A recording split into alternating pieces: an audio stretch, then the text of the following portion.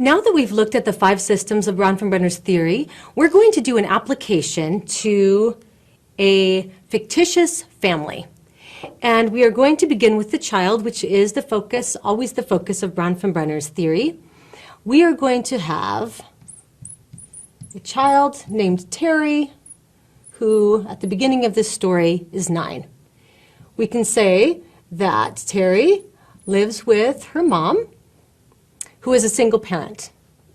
And Terry also has a younger sister named Lana, who is on the autism spectrum, a family of 3 at the beginning of this story.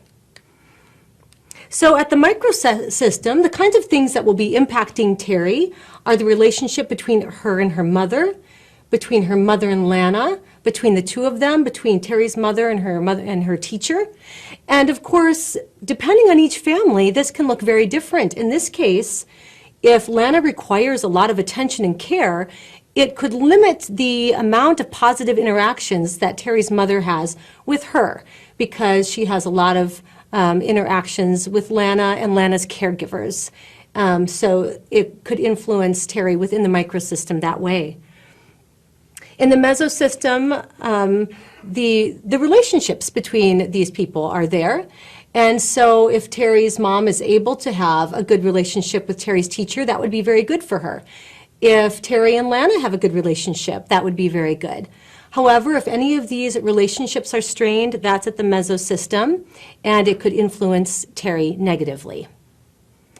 In the exosystem, let us say that Terry's mom has a job that provides good health care.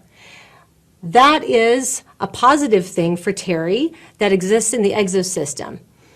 Similarly, if there are things like if the place that Terry lives is pro-child in that they have a good educational system, good public policies, that would also benefit Terry at the exosystem level.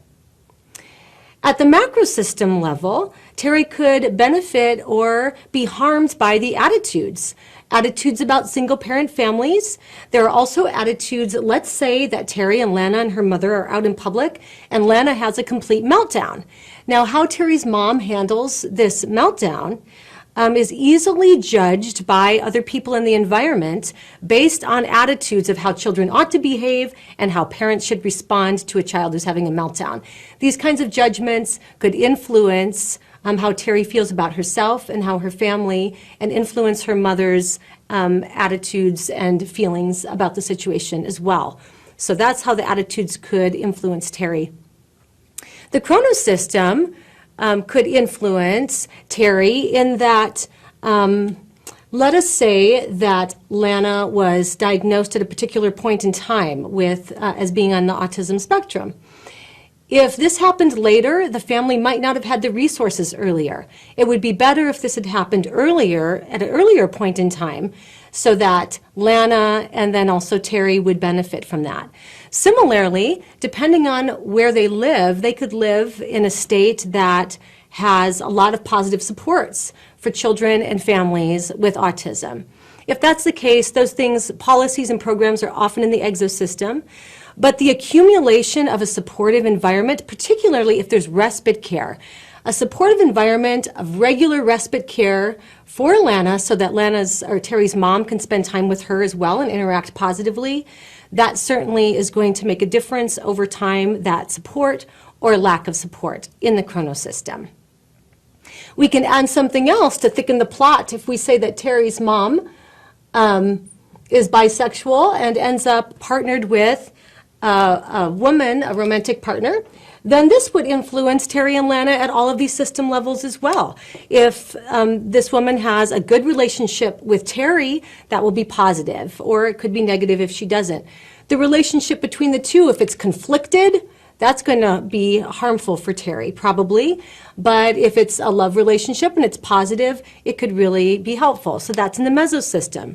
In the exosystem, are there policies and supports for Terry to benefit from her mother's romantic partner's health insurance or other kinds of things in that environment that Terry's not part of, but would certainly influence? Or, for example, if the two can marry, that would influence Terry from the exosystem.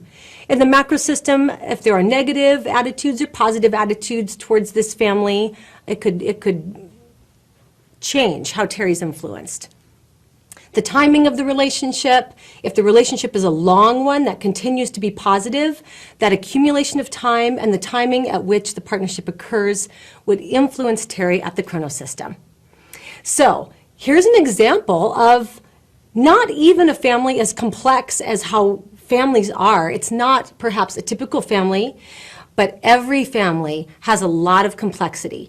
And that's one really nice thing about this theory is that whatever the family configuration or how the family develops and grows over time, that we can talk about it, we can explain it, we can promote positive, healthy development across the systems and not make the complexity of families oversimplified, and therefore not have solutions to family problems that are oversimplified.